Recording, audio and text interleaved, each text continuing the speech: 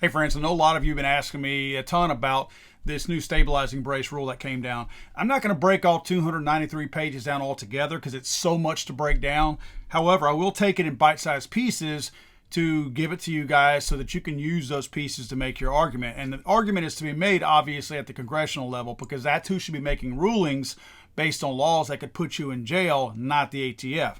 Now, what I'm going to do here is I'm going to put together a video today of one that I hope you will share with your congressmen and your senators to show them that they're shunning their responsibility and what the organization, the ATF, that they are ceding their responsibility to is doing with that perceived authority that Congress is essentially giving to them. Now, to make their deceitful case, the ATF in their ruling actually cites the numbers of people who were for and the people who were against this particular ruling during the comment period. They say that they received 237 comments. They brag that 20,000 comments expressed support for this proposed rule, while 217,000 comments opposed the rule.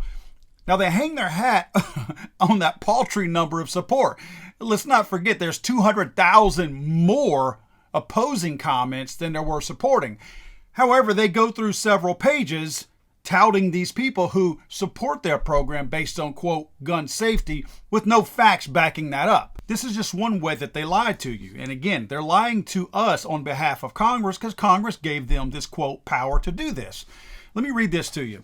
Numerous commenters likewise opine that dangerous people have manipulated the use of stabilizing braces on pistols to create assault-style pistols that make the firearm more dangerous because it can be easier to conceal and to shoot more bullets faster. They argued that the rise of these weapons and the ease in which they can be acquired greatly impacts public safety.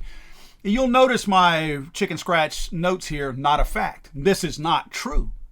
This is a twisting of what you want it to say. You're taking people who are not experts, who commented on something, and using this as your expert data to support your claim. Do you follow what I'm saying? You can't open up the comment period and cherry pick the things you want out of there and say, hey, look, see, these people agree with me. What's their background? Are they truly experts? These are just people who don't like guns. These are people who you put in here. Some people are two-way proponents. That doesn't mean anything to me. People do that all the time under the guise of acting like they're somebody just so you can give them more credibility, as if that means more weight put into their argument because they say, I'm a gun guy, but I think these things should be banned. They go on to cite that as evidenced by their use in Boulder and Dayton mass shootings, speaking on these things being supposedly, stabilizing braces, being supposedly more dangerous. Now, this is an inaccuracy. What they're trying to point out here, and they do so in many pages in this ruling, is that they're trying to say that a stabilizing brace, the reason why they're so dangerous, is that they make a firearm more concealable. They're trying to say that if you have a firearm that essentially is designed very similar to an AR-15, a full-size rifle, and then you go put the stabilizing brace on it, it makes it so much more dangerous because it's so much more easy to actually conceal. Well, that's not true either. If a criminal wants to break a law, a criminal doesn't haphazardly do it. You're not going to find somebody who is going to grab, let's just say, some kind of a jogging suit to conceal whatever they're going to conceal if they're hell-bent on committing a mass killing of people.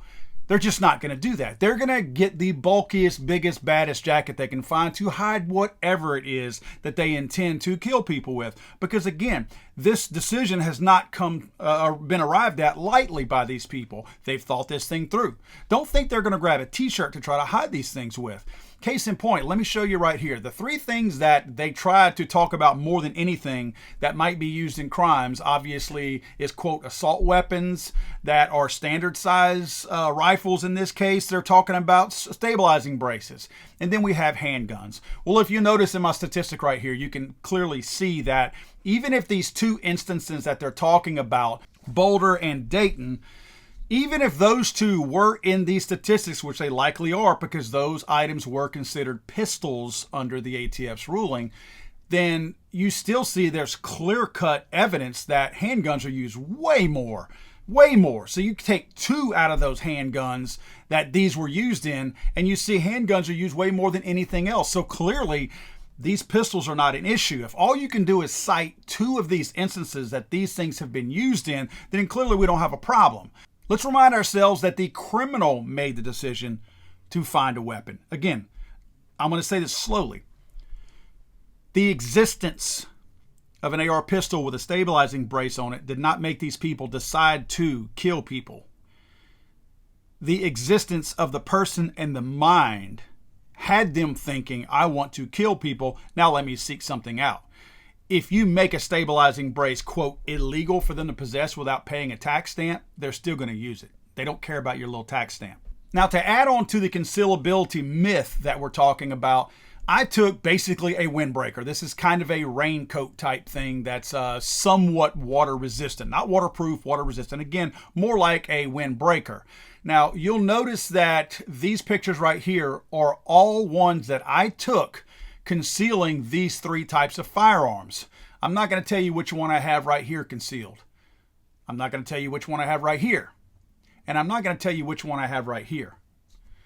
But all 3 of these pictures that I just showed you, one is concealing a handgun, one is concealing a AR pistol with a stabilizing brace that a friend of mine loaned me, and the other one is a full-size AR-15. Now let's go back and look at this.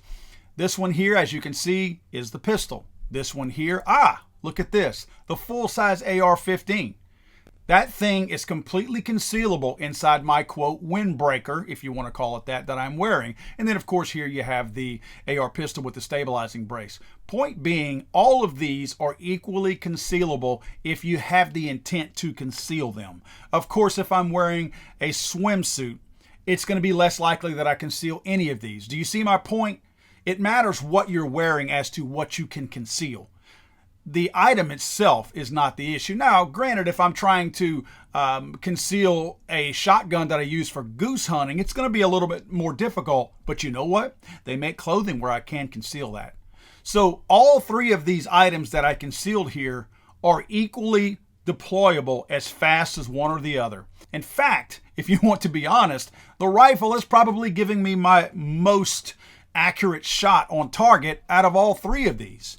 Now, before anybody has the stupid asinine comment that, oh, you just gave the ATF ideas to outlaw AR-15s. They already want to outlaw AR-15s. They ain't getting their ideas from me. So please take that stupid BS somewhere else, because you guys always do this on this channel. There's always that 1 or 2, oh, you gave the ATF ideas to ban that instead because you showed how it could be concealed.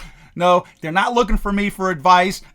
Clearly, they're looking to the anti-gun movement during a comment period to get their advice on how to write these rulings, not guys like me.